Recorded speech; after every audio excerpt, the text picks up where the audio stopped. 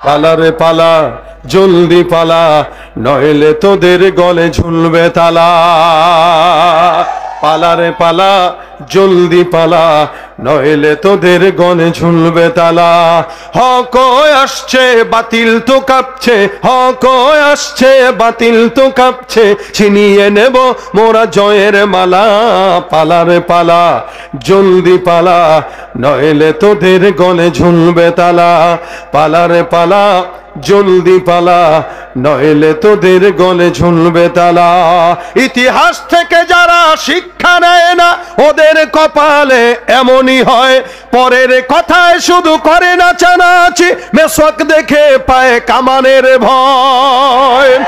ইতিহাস থেকে যারা শিক্ষা নেয় না, ওদের কপালে এমনই হয়। পরের কথায় শুধু করে নাচানাচি, মেসক দেখে পায় কামানের ভয়। এখনো তোদের পিছে দরজা খোলা আছে, পয়তা ধুতি নিয়ে জলদি পালা। পালা রে পালা, জলদি পালা, নইলে তোদের গলে ঝুলবে তালা। পালা রে পালা, জলদি পালা, নইলে তোদের গলে ঝুলবে তালা। ঠিক কিনা? লিল্লাহে তাকবীর। আজকের এই মাহফিলে যতক্ষণ থাকবেন ততক্ষণ এই জায়গাটাকে জিহাদের ময়দান বানিয়ে রেখে আল্লাহু আকবারের ধ্বনি দিয়ে ময়দান কাঁপাতে রাজি আছেন তো ইনশাআল্লাহ? আল্লাহ পাক আমাদের ঈমানি কুওয়াত বাড়িয়ে দেখ, জোরে বলেন আমিন। কি হবে? শেষ নবীজির উম্মত বলে দাবি করে যদি ওই নবীর চেয়ার কাদিয়ানীরা দখল করে। কি হবে? শেষ নবীজির উম্মত বলে দাবি করে যদি ওই নবীর চেয়ার কাদিয়ানীরা দখল করে। নবীজির জন্য যদি রক্তের বহে নদী, নবীজির জন্য যদি রক্তের বহে নদী, তবুও হটব না এই দাবি থেকে। কি হবে বেঁচে থেকে? অযথা বিদ্যা শিখে যদি না গড়তে পারি শোষণবিহীন সমাজটাকে। কি হবে আলেমা হয়ে ইমাম সেজে সমাজেতে পারো যদি সত্য কথা উচ্চ স্বরে না বলিতে? কি হবে কিতাবাদির তালিম দিয়ে মাদ্রাসাতে যদি ওই খোদার কোরআন নিষিদ্ধ হয় আদালতে? কাফনের কাপড় মাথায় ময়দানে আয় ছুটে আয়, কাফনের কাপড় মাথায় ময়দানে আয় ছুটে আয়, বিলিয়ে দে না তোদের জীবনটাকে। কি হবে বেঁচে থেকে? অযথা বিদ্যা শিখে যদি না গড়তে পারি শোষণবিহীন সমাজটাকে। ঠিক কিনা? আমরা সবাই রাসূল সেনা, আমরা সবাই কার সেনা? রাসূলের উম্মতেরা দুনিয়ার কোন মানুষের গোলামি করে? রাসূলের উম্মতরা দুনিয়ার কোন মানুষের দালালি করে? আল্লাহ পাক আমাদেরকে তার গোলামি করার তৌফিক দান করুক, বলেন আমিন।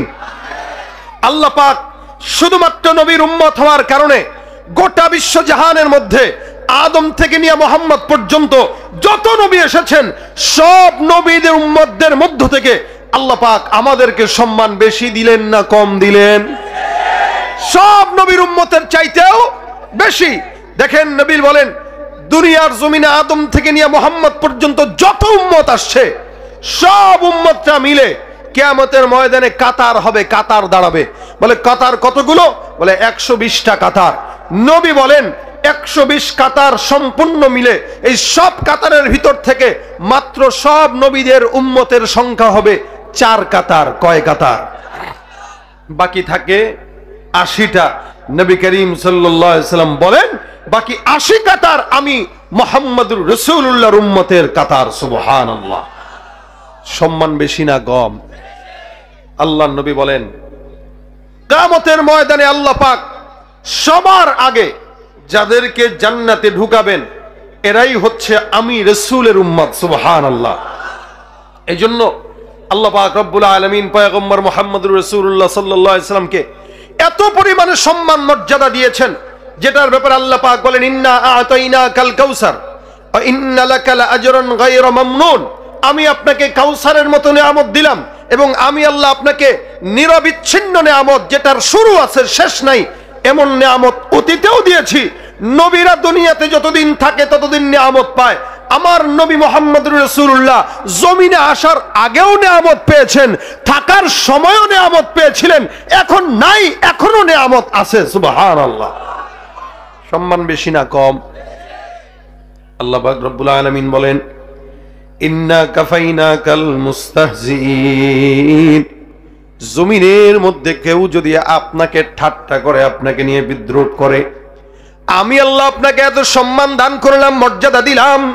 এত মর্যাদা দেওয়ার পর দুনিয়ার জমিনের কোন বেঈমান, দুনিয়ার জমিনের কোন মুনাফিক আপনার ব্যাপারে যদি ঠাট্টা বিদ্রুপ করে, হাসি তামাশা করে, আমি আল্লাহ পাক রব্বুল আলামিন ঘোষণা করলাম, ইন্না কাফাইনাকাল মুস্তাহজিইন। ওই সমস্ত ঠাট্টাকারীদের ব্যাপারে আমি আল্লাহ রব্বুল আলামিন একাই যথেষ্ট। জোরে বলেন সুবহানাল্লাহ। আমার আল্লাহ পাক রব্বুল আলামিন জমিনের মধ্যে কোন নবীকে এত মর্যাদা দেন নাই, আমার পয়গম্বরকে যতটুকু দিলেন। যার কারণে আল্লাহ পাক রব্বুল আলামিন কোরআনের মধ্যে সব জায়গাতে পয়গম্বরকে সম্মানের সঙ্গে ডাকলেন। আল্লাহ পাক রব্বুল আলামিন আমার নবীকে কোনো জায়গায় নাম ধরেও উল্লেখ করেন নাই, অথচ সব নবীদেরকে আল্লাহ পাক রব্বুল আলামিন নাম ধরে ধরে ডাকলেন। আল্লাহ পাক এক এক নবীকে নূহ, মূসা, ঈসা, ইব্রাহিম, ইসমাঈল, ইয়াকুব, ইউসুফ, জাকারিয়া, ইয়াহইয়া, আল্লাহ পাক সব নবীদেরকে নাম ধরে ধরে ডাকে।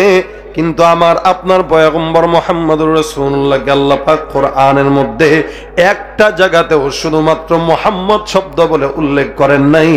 যত জায়গায় আল্লাহ পাক মুহাম্মদ লাগাইছেন, সব জায়গায় মুহাম্মদের পাশাপাশি রাসূল আর নবীও লাগাই দিয়েছেন। সুবহানাল্লাহ। এটা হলো আমার পয়গম্বরের সম্মান। আল্লাহ পাক রব্বুল আলামিন কোন নবীকে আল্লাহ পাক হাউজে কাউসার দেন নাই, আমার পয়গম্বরকে আল্লাহ পাক হাউজে কাউসার দান করলেন। আমার নবী ডাক দেয়া বলেন, কাউসার কি জিনিস? কিয়ামতের জান্নাতের ময়দানে আল্লাহ পাক এমন একটা নহর দিবে, যেই নহরের পানিগুলো দুধের চাইতেও সাদা, মধুর চেয়েও মিষ্টি। আমার আল্লাহ পাক রব্বুল আলামিন ওই জান্নাতের নহরটাকে আমার পয়গম্বরকে হাদিয়া দিয়েছেন, গিফট দিয়েছেন। নবী বলেন, ওই হাউজে কাউসারের পান পাত্র থাকবে আকাশের তারকার সমান। এই আসমানের যতগুলো তারকা, এই হাউজে কাউসারের পান পাত্র ততগুলো থাকবে। কিয়ামতের ময়দানে সব উম্মতদেরকে লাইন ধরে ধরে আমি আল্লাহর নবী নিজের হাতে হাউজে কাউসারের পানি খাওয়াবো। ভাইরা আমার, হাউজে কাউসারের পানি পান করবে তো কারা? যারা রাসূলের উম্মত। আমরা এখানে সবাই নবীর উম্মত দাবি করি, কিন্তু অধিকাংশ যুবকদের মাথার চুলের দিকে তাকায় দেখেন, চুলের ডিজাইন ইহুদি নাসারাদের মতো। আস্তে কয়, অধিকাংশ যুবকদের চুলের ডিজাইন সুন্দর না, চতুর্দিকে ছোট, উপর দিকে চোখা। আবার চুলের কালারের দিকে তাকায় দেখবেন ঘোড়ার লেজের মতো কালার, ঠিক কিনা? নবীর উম্মত দাবি করো, তোমার প্যান্টের মধ্যে রাসূলের চিহ্ন নাই। নবীর উম্মত দাবি করো, তোমার পোশাকের মধ্যে রাসূলের আলামত নাই। নবীর উম্মত দাবি করো, তোমার চেহারার মধ্যে রাসূলের সুরত নাই। বাজার থেকে আম খরিদ করতে যাবেন, আম কিনতে যায় দেখবেন কি, বড়ই কিনতে যায় দেখবেন কি, ফল কিনতে যায় দেখবেন কি, বলে দুইটা জিনিস বান্দারা দেখে, একটা হলো কালার, দুই নাম্বার ঘ্রাণ। কালার যদি ঠিক থাকে, ঘ্রাণটাও যদি সুন্দর থাকে, মানুষ বুঝে এই ফলটা মিষ্টি হবে। আয় মুসলমান নবীর উম্মত, আপনি নিজেকে উম্মত দাবি করলেই হবে না, দেখতে হবে আপনার চেহারার মধ্যে সুন্নতের কালার আর ঘ্রাণ আছে কিনা।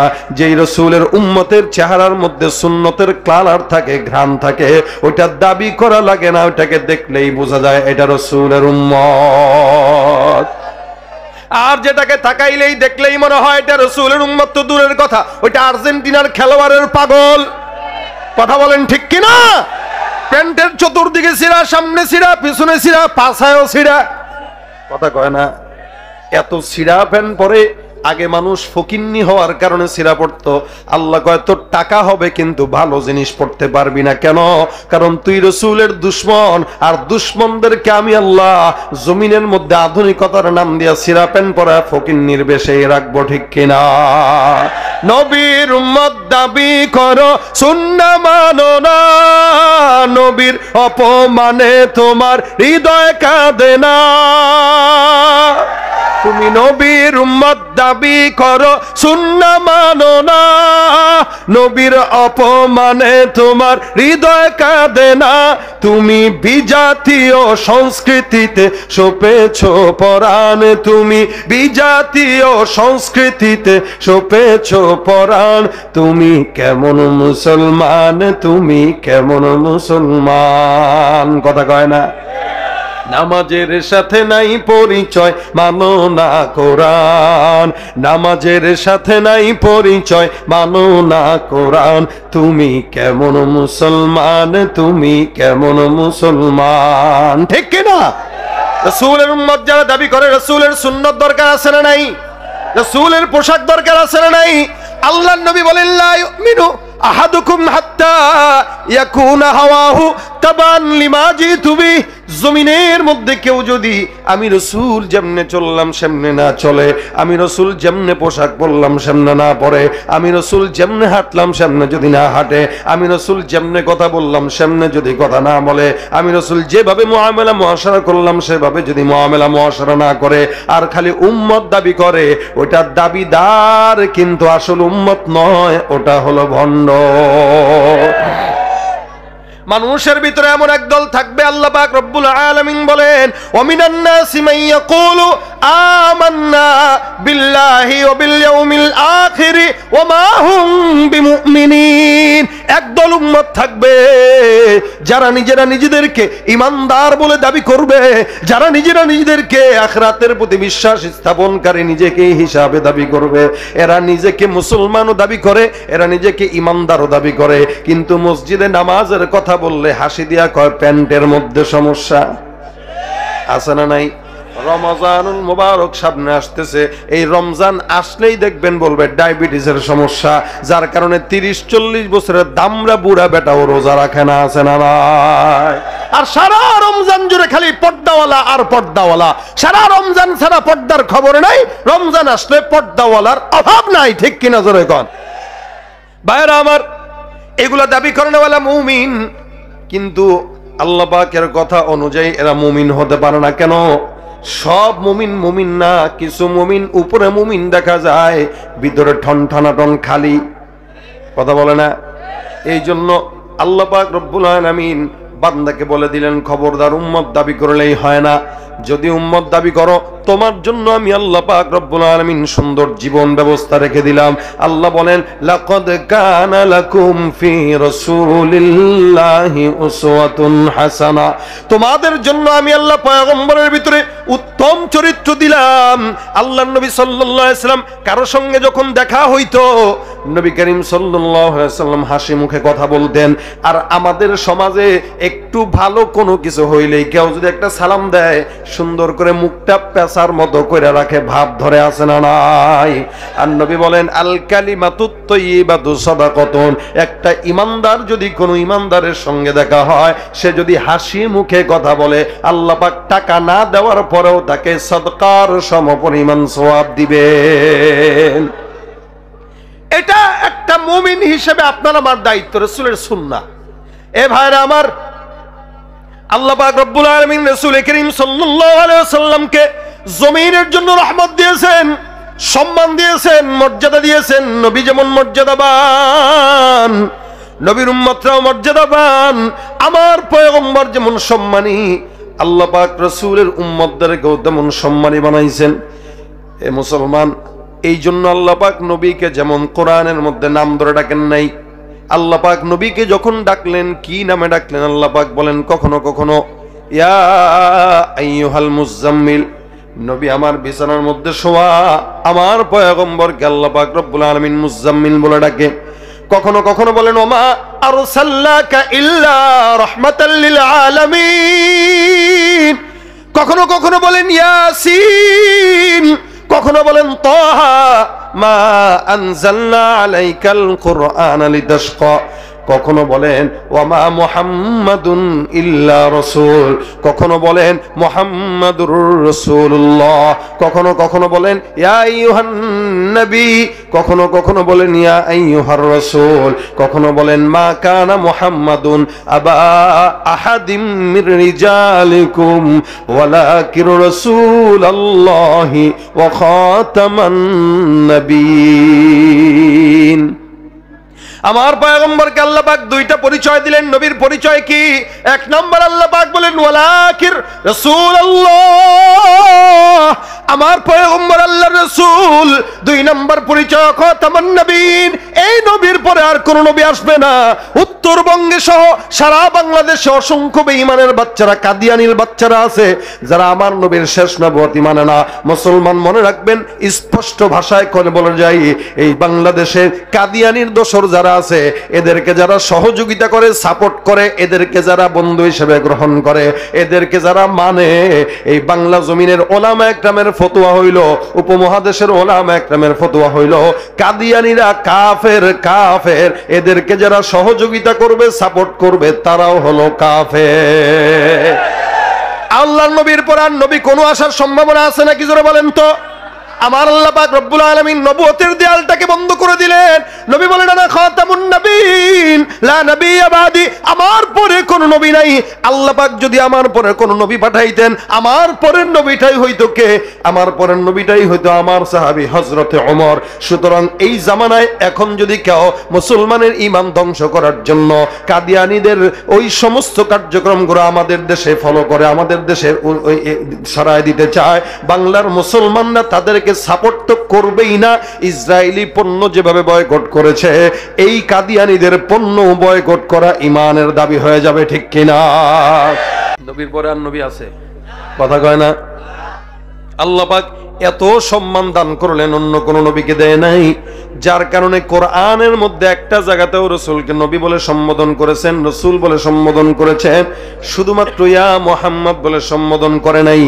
আপনার মতো আমার মতো নালায়েক, না খানদান, না চিজ উম্মতকেও আল্লাহ পাক রব্বুল আলামিন কোরআনের ভাষায় সাধারণ মানুষের মতো ডাকেন নাই। আমার আল্লাহ পাক আমাদের মতো উম্মতদেরকেও ডেকেছেন ইয়া আইয়ুহাল্লাযীনা আমানু, অর্থাৎ ইমানদার মুমিন নাম দিয়া। সুবহানাল্লাহ। ভাইরা আমার, এই রাসূল সাল্লাল্লাহু আলাইহি সাল্লাম আল্লাহ পাক রব্বুল আলামিন এত সম্মান দিলেন। দুনিয়ার কোন নবীর বেলায় আল্লাহ পাক রব্বুল আলামিন, কোন নবীর বেলায় আল্লাহ পাক রব্বুল আলামিন তাদের জিকির করেন নাই। আল্লাহ পাকের ইবাদত লাগে না, নামাজ লাগে না, রোজা লাগে না, কারণ আল্লাহ পাক ইবাদতের মুহতাজ নয়। এ মুসলমান, এরপরেও আল্লাহ পাক রব্বুল আলামিন একটা আমল নিজে আল্লাহ পাক রব্বুল আলামিন করেন। সুবহানাল্লাহ। জোরে কর না কেন? আমলটা করে কে? আল্লাহ করে, আল্লাহ। অথচ আল্লাহ পাক নিজে বান্দাকে প্রেরণ করেছেন শুধু বান্দা যেন আল্লাহর ইবাদত করে। সেখানে বান্দা তো আল্লাহর ইবাদত করেই, আল্লাহ বলে আমিও ইবাদত করি। বলে আপনি আবার কার ইবাদত করেন? আল্লাহ বলে এমন সম্মান আমি কোন নবীকে দেই নাই, শুধুমাত্র মুহাম্মদুর রাসূলুল্লাহ সাল্লাল্লাহু আলাইহি সাল্লামকে দেওয়ার জন্য আমি করলাম। এই জমিনের মধ্যে কোন নবীকে আল্লাহ পাক এত সম্মান দেয় নাই, যেখানে আল্লাহ পাক বলেন ইন্নাল্লাহা ওয়া মালাইকাতাহু ইউসাল্লুনা আলান নবী, নিশ্চয়ই আল্লাহ আর আল্লাহর ফেরেশতারা এগুলা সব একমাত্র পয়গম্বর মুহাম্মদুর রাসূলুল্লাহর উপরে দুরূদের আমল করে। সুবহানাল্লাহ। পরে কে? কথা কয় না, আরো জোরে বলেন। আল্লাহ পাক বলেন নিশ্চয়ই আল্লাহ আর আল্লাহর ফেরেশতারা, আল্লাহ তো একা, আল্লাহর সঙ্গে কেউ আসেনি, আল্লাহ একা। আর ফেরেশতারা যারা আছে, ফেরেশতারা কি একা না অনেক? কতগুলো ফেরেশতা বলে আল্লাহ পাক রব্বুল আলামিন বাইতুল্লাহর বরাবর একটা বাইতুল মামুর আসমানে একটা ঘর আছে, ওই ঘরটা আসমানের ফেরেশতারা তওয়াফ করে, জমিনের ঘরটা আল্লাহ পাক রব্বুল আলামিনের বান্দারা তওয়াফ করে। জমিনের ঘর তওয়াফ করার জন্য কোনো দরাবাধা নিয়ম নাই, যার যতবার মন চায় ততবার তওয়াফ করে। একবার, দুইবার, তিনবার, চারবার, 10 বার কোন বান্দার মন চায়, বান্দা যতবার মন চাবে বান্দা ততবার তওয়াফ করবে। কিন্তু ওই আসমানের যেই ঘর বাইতুল মামুর, ওই বাইতুল মামুর যারা তাওয়াফ করে তারা হলো আল্লাহ পাকের সম্মানিত ফেরেশতারা।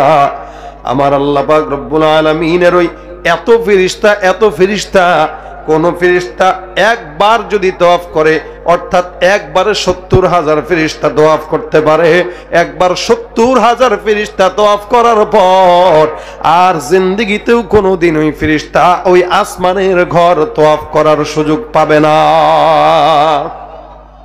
তার মানে কত কোটি কোটি কোটি কোটি কোটি কোটি ফেরেশতা চিন্তা করা যায়। আমাদের পশমে পশমে আল্লাহ পাক ফেরেশতা দিয়ে রাখছে। সেখানে আসমানের ঘর 70,000 একসঙ্গে তওয়াফ করে, শেষ হয় আবার তওয়াফ করে, আবার একদল আসে, এমন করতে করতে যতদিন বানাইছে ততদিন চলতেছে, এখনো চলে, কিয়ামত পর্যন্ত চলবে। আল্লাহর ফেরেশতা বন্ধ হবে না, শেষ হবে।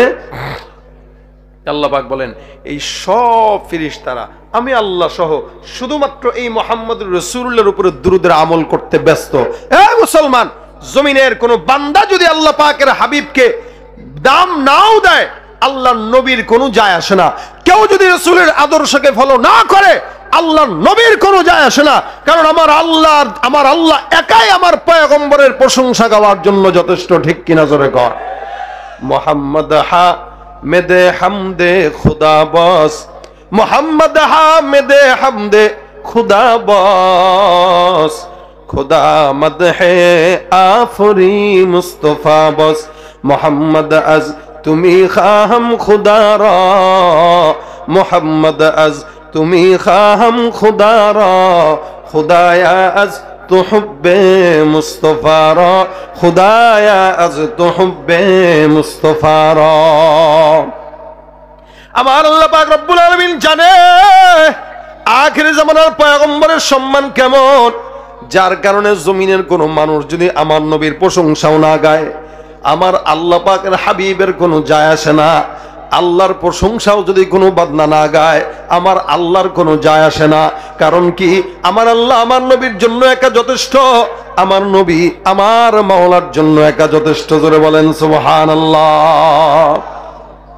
আমার আল্লাহ ডাক দিয়া বলেন নিশ্চয়ই আমি আল্লাহ আমার ফেরেশতার দল সব বিলয় পয়গম্বরের দুরূদ পড়ে, আর পয়গম্বরের উম্মতেরা আমি আল্লাহ তোমাদেরকে আদেশ করলাম, ইয়া আইয়ুহাল্লাযীনা আমানু সাল্লু আলাইহি ওয়া সাল্লিমু তাসলিমা।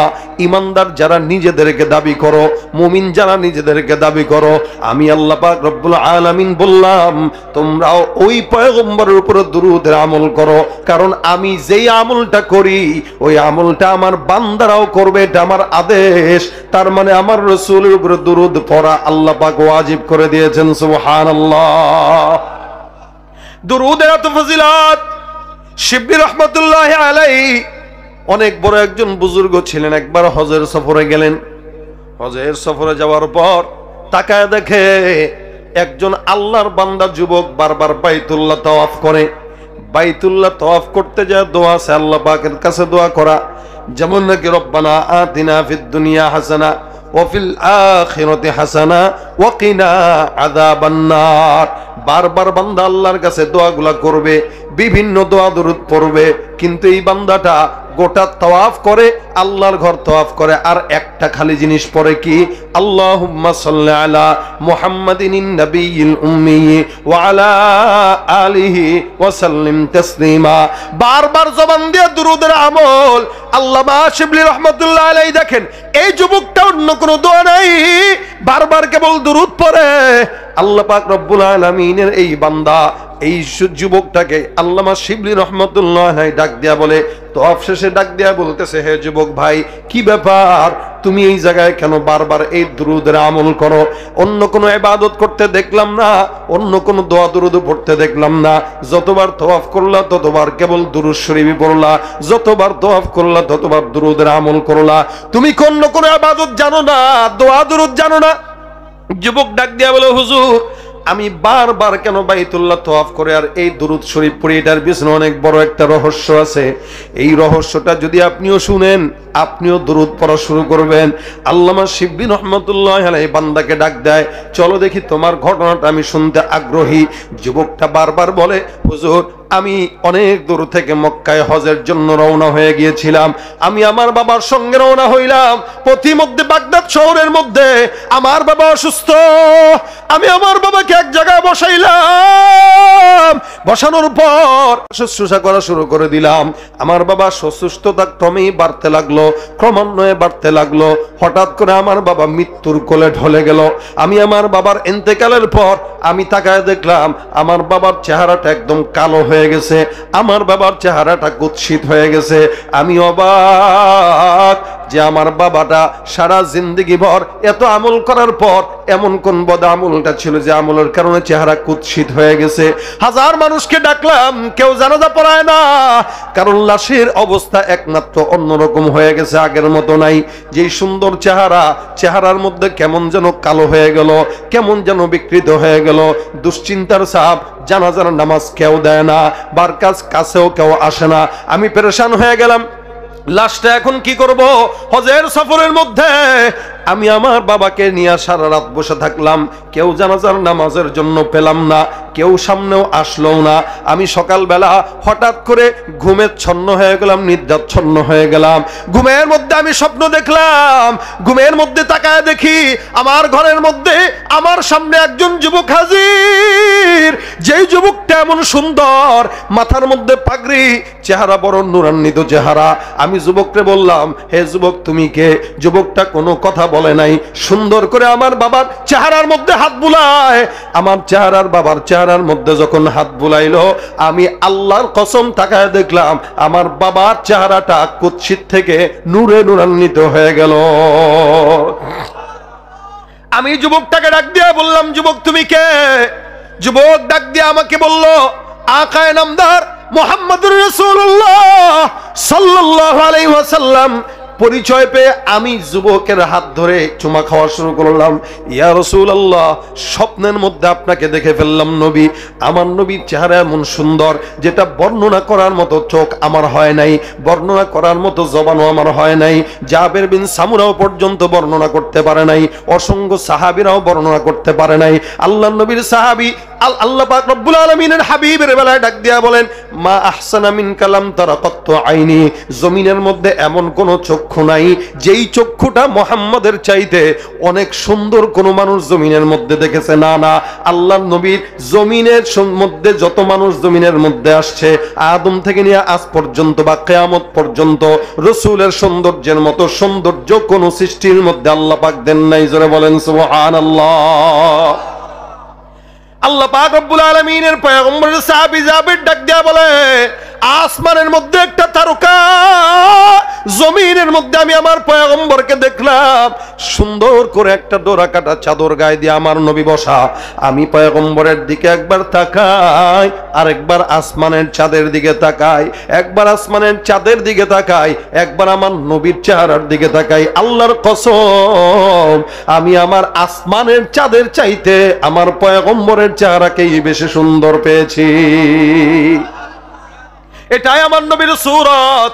যুবক, আমি এই যুবকটা বলতেছি, যুবক বলতেছে, আমি পয়গম্বরকে দেখে আবেগ আপ্লুত হয়ে পয়গম্বরকে চুমু খাওয়া শুরু করলাম। ডাক দিয়া বললাম, ইয়া রাসূলুল্লাহ, স্বপ্নে আপনি আসছেন নাকি বাস্তবে আমি বুঝতেছি না। ইয়া পয়গম্বর, আমার বাবার ইন্তেকালের পর একটা মানুষও আমার বাবার সামনে আসে নাই। হে নবী, আপনি কেমনে বুঝলেন আমার বাবার এই দশা? আল্লাহর নবী আমাকে স্বপ্নের মধ্যে জানায় দেয়, তোমার বাবা ইন্তেকালের সংবাদ আমি পয়গম্বরের রওজার মধ্যে চলে গেছে। কারণ তোমার বাবা আমল যদিও কম করত, একটা ইবাদত সার্বক্ষণিক সব সময় একদম সুন্দর করে করত। ইবাদতটা কি?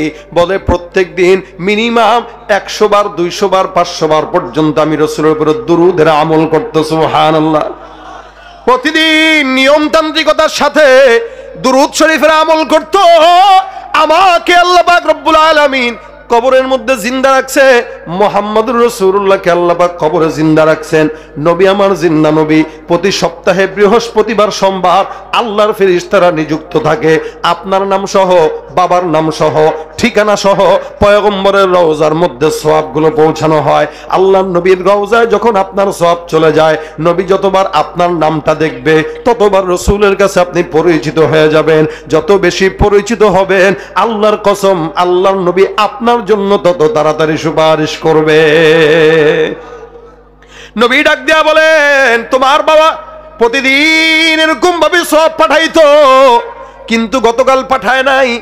আমি জানতে পারলাম তোমার বাবার হালত খারাপ, ইন্তেকাল করছে। আমি পয়গম্বর, যেহেতু তোমার বাবা জিন্দেগিতে আমি নবীকে ভুলে নাই, সুতরাং আমি রাসূল তোমার বাবার কঠিন দিনেও তোমার বাবাকে আমি ভুলবো না। যার কারণে আমি পয়গম্বর সুপারিশ করার জন্য তোমার বাবার কাছে আমি আল্লাহর নবী চলে আসছি। স্বপ্নে যোগে আমার পয়গম্বরকে আমি দেখলাম, আমার বাবার কপালের মধ্যে হাত দিয়া আলোকময় চেহারা করে দিল। যুবক স্বপ্ন দেখে লাফ দিয়া উঠে যায়। আল্লাহওয়ালা শিবলি রহমতুল্লাহ আলাইহিকে ডাক দিয়া বলেন, ও বুজুর্গ, আপনি কি আমি জানি না আমি পয়গম্বরকে স্বপ্নের মধ্যে দেখলাম। কোন বান্দা যদি পয়গম্বরকে দুরূদ শরীফ পড়ে বারবার আল্লাহর নবীর রওজায় সওয়াব পাঠায়, আমার পয়গম্বর ওই বান্দাকে ভুলবে না। কারণ কি, রাসূল সাল্লাল্লাহু আলাইহি ওয়াসাল্লামকে যদি কেউ এরকম সুন্দর করে দুরূদ শরীফ মনে করে পড়ে মনে করে, আমার রাসূল বলে যেই বান্দা আমাকে জমিনে ভুলে না, আমি নবীও ওই বান্দাকে কিয়ামতে ভুলবো না। এই দিন এই যখন এই অবস্থা দেখলাম, হঠাৎ করে ঘুম থেকে জেগে তাকায় দেখলাম চতুর্পাশে মানুষে ভরপুর। এত মানুষ, এতদিন পর্যন্ত যখন নাকি আমার বাবা ইন্তেকাল করছে রাত্রেবেলা কেউ আসে নাই, হঠাৎ করে এত মানুষ। আমার বুঝতে বাকি নাই, আমার বাবার মানুষের পাশাপাশি জানাজা পড়ার জন্য আল্লাহ পাক আসমান থেকে ফেরেশতার ফয়সালা করে দিয়েছে। এই পর থেকে আমি হজের সফরে আসলাম, আমার বাবা নাই। আমি হজ তাওয়াফ করি, বাইতুল্লাহ তাওয়াফ করি, আমার দিলটার মধ্যে এখন অন্য কোনো দোয়া দুরুদ আসে না। আমার কাছে মনে হইতেছে আল্লাহর হাবিবের উপর বেশি দুরুদ যত পড়বো তত আমার জন্য সওয়াব। নবী করিম সাল্লাল্লাহু আলাইহি ওয়াসাল্লাম বলেন, মান সাল্লা আলাইয়া সালাতান ওয়াহিদা সাল্লাল্লাহু আলাইহি আশরা, কেউ যদি একবার দুরুদে আমল করে আল্লাহ পাক রব্বুল আলামিন ওই বান্দার উপরে 10 বার রহমত নাজিল করে দিবেন। সুবহানাল্লাহ। এই জন্য মুসলমান নবীর উম্মত, আল্লাহ পাক নিজে আমলটা করে। মনে রাখবেন, আল্লাহ কিন্তু নিজের জিকির করে না। আল্লাহ কিন্তু নিজে আল্লাহ আল্লাহ আল্লাহ আল্লাহ বলে না। আল্লাহ নিজের জিকিরও করে না, রাসূলের জিকির করে। সুতরাং আল্লাহ পাক রব্বুল আলামিন বলছেন, যেভাবে বলছেন উযকুরুল্লাহা যিকরান কাসীরা, সেভাবে বলছেন ইয়া আইয়ুহাল্লাযীনা আমানু সাল্লু আলাইহি ওয়া সাল্লিমু তাসলিমা। এখানে অসংখ্য যুবকরা আছেন যারা স্কুলে পড়েন, কলেজে পড়েন, মাদ্রাসায় পড়েন, চাকরি করেন, অথবা ব্যবসা বাণিজ্য করেন, অথবা কৃষি কাজ করেন। আপনার হাতের কাজ আছে, পায়ের কাজ আছে, জবানের কোনো কাজ নাই। জবানের একটাই মাত্র কাজ থাকবে, যখন থেকেই বুঝবো, সময় পাবো, মনে উঠবে, সুন্দর করে পড়ে নিবেন আল্লাহুম্মা সাল্লি আলা মুহাম্মাদ। রাজি আছি তো ইনশাআল্লাহ? একবার পড়বেন, সওয়াব কয়টা? কথা কয় না? 10টা। কয়টা? 10টা।